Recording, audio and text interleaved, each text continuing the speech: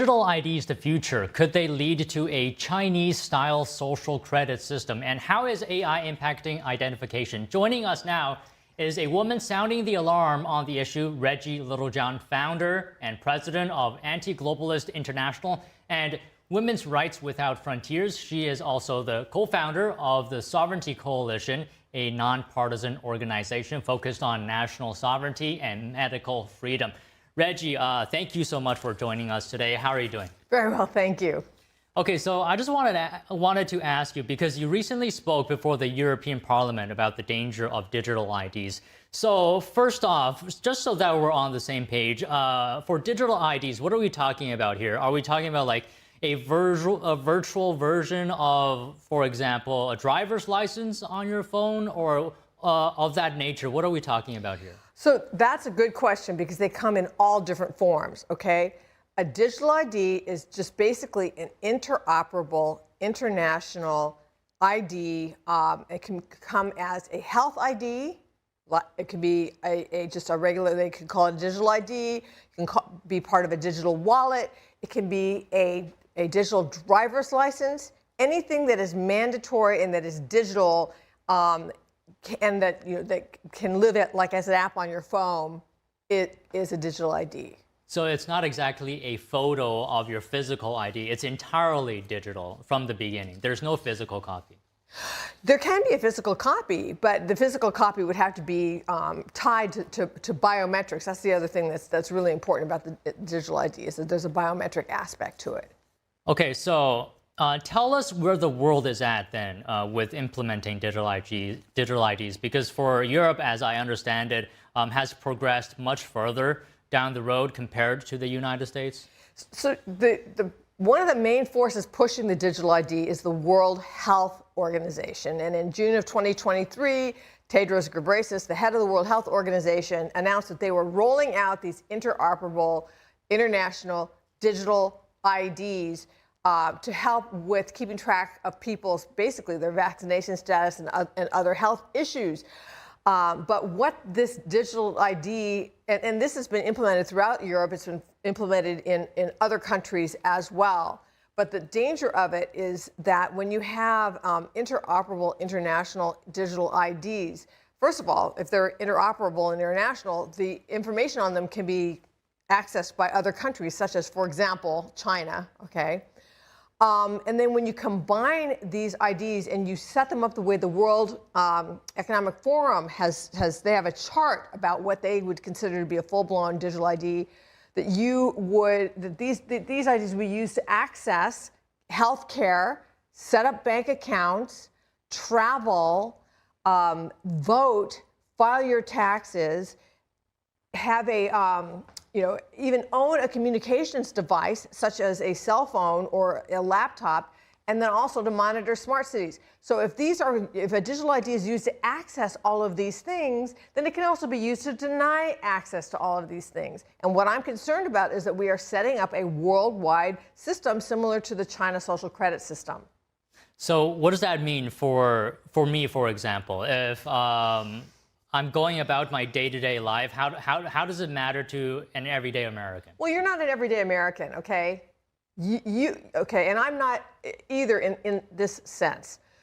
The digital IDs in China, the China social credit system, will track your social media posts, your internet search history, your internet spending history, and they will come up with a profile of you, a number that says whether you are a trustworthy citizen or not. Now, a trustworthy citizen in China would be somebody who does everything that they're told and never criticizes the government, which is why I would say that you and I would not be considered ordinary citizens in China, because we have said things that criticize the Chinese Communist Party.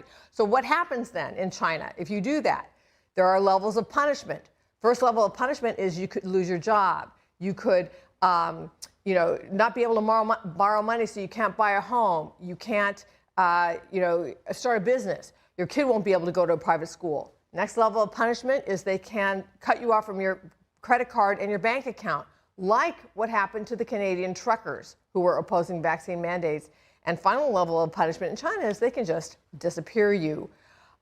So the way that this would matter to an ordinary citizen is it can be used in the United States or anywhere else. If we implement these, it can be used the government could use them in the wrong hands to silence opposition. So this is not a left-right issue. The left can use it to silence conservative opposition. The right could use it to silence, progressive opposition. And what that means is that it's going to be the death of dissent. And that's what I called my talk at the European Parliament, digital IDs and the death of dissent. Whoever's in power, you will not be able to dissent. And this is the end of democracy also. Yeah, I mean, that is such a strong point. This should be a nonpartisan issue, right? And that leads to my next point here. You were talking about things that could happen within China. So I wanted to ask you how you became connected with this issue. I understand you started out working to stop forced abortions in China, right, under its communist regimes. And through this, you became aware of the regime's mass digital surveillance of its citizens and how this is allowed to control the populace, as you just mentioned just now. So I'm wondering if you could just tell us about your journey here. Oh, well, I'm an attorney, and in the 90s, I represented a couple of refugees who were victims of the one-child policy, one of whom, one was a victim of forced sterilization, the other of the forced abortion policy. And I left the practice of law and established Women's Rights Without Frontiers, and our first goal was to end forced abortion in China. And we've since expanded to saving baby girls who are at risk of gendercide, saving abandoned widows. But I've been an extreme critic of some of the human rights atrocities by the Chinese Communist Party, including I was one of the first critics of how they were treating the Falun Gong and persecuting the Falun Gong.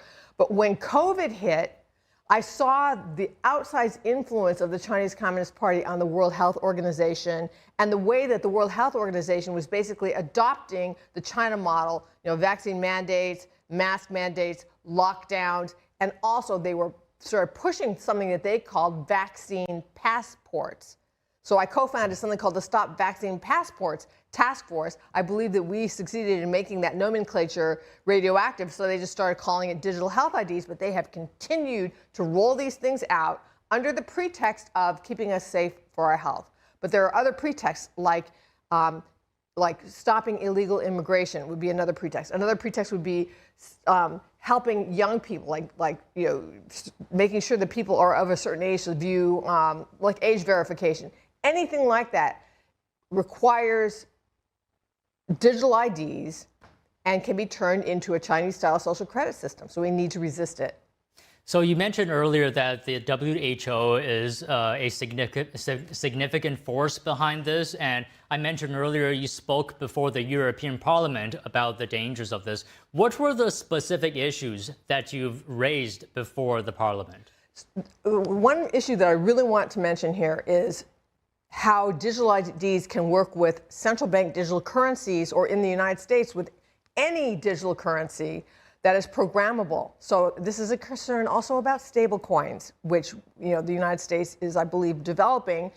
So what I mean by programmable money is that any money that is digital is something that can be controlled to the nth degree. So if you use cash, for example, and no one knows what you paid for, who you paid, when you paid it, it's anonymous. Whereas with a central bank digital currency or a stable coin, anything is programmable. Either the central bank or a commercial bank will know who's trying to buy what, when, and how much it's going to cost, and they can control it. They can say, you can't buy that. So let's say that they decide, let's say we have carbon credits, which some sectors of the world are pushing for.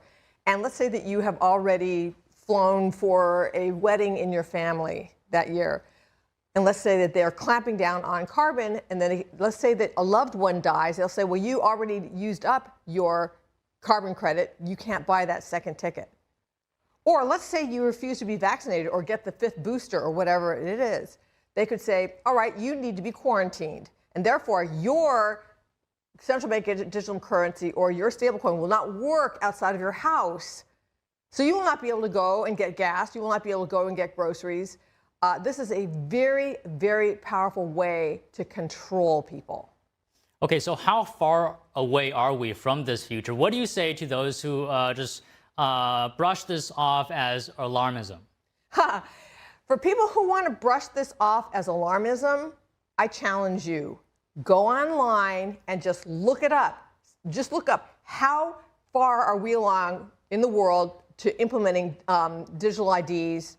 Can digital IDs form the basis of a central bank, of a Chinese-style social credit system? Just read the information. Spend an hour of your life just reading the information, and that will convince you that what I say is true.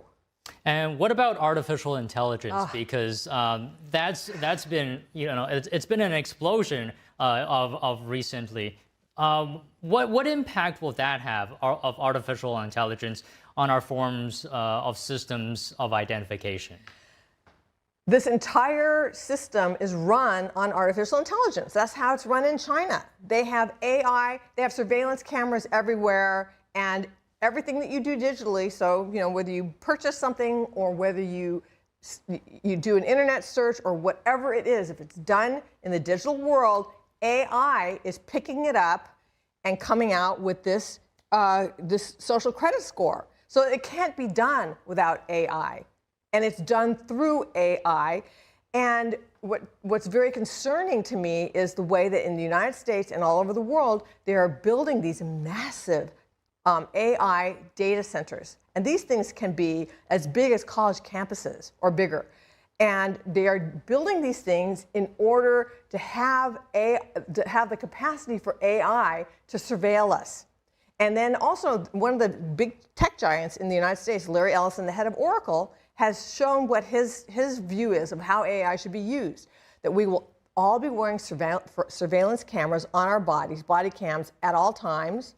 There will be, ring cameras on the doors, surveillance cameras on corners, surveillance cameras on cars, so that everything we say and everything we do will be uploaded into AI, so that to keep us safe. So this will help with that there won't be police brutality or citizens like the mall shootings. There won't be more mall shootings because AI would pick up an escalation and send in drones to break it up because the drones are faster than police.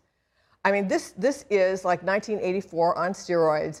And what it does, like I said, is the death of dissent, because whoever you have in power, if you are saying things, even if you're having a conversation in the supposed privacy of your own home, and you are saying things that criticize the government, they can mark you as an untrustworthy person and start to manipulate you and control you, and ultimately to just completely cancel you on the basis of your beliefs.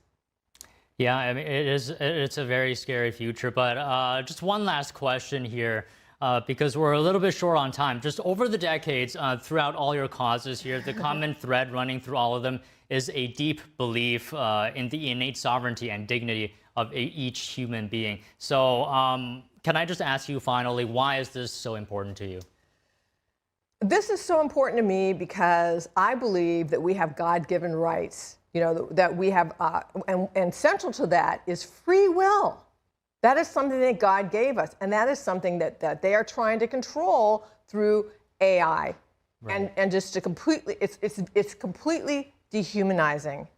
Right. And that's a reason that one reason that we really need to resist it. Yeah, and no matter how sophisticated AI gets, in my opinion, it simply cannot replace the human element to whatever it is trying to replace. Well, Reggie, thank you so much for speaking with us today. Really enjoyed it. I enjoyed it as well. Thank you for the opportunity. Yeah. All right, we'll be taking a short break. A verdict has